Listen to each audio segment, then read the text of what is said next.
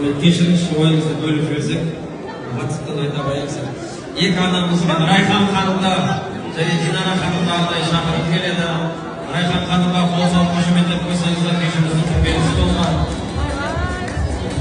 Динара ханым қайдасың? Динара ханымды. О, жаным. Қолдасақ біреу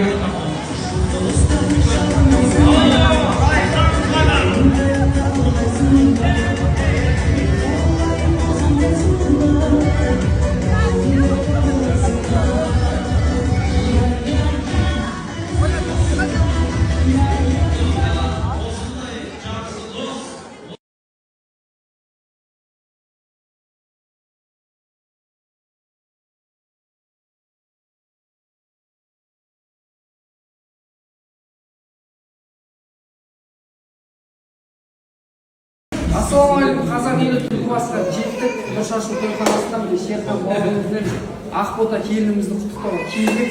Мақсатымыз осы еді негізі. Қазір өзіміз отырып шай ішеміз, тілегімізді айтамыз, сыйлығымызды береміз и даму.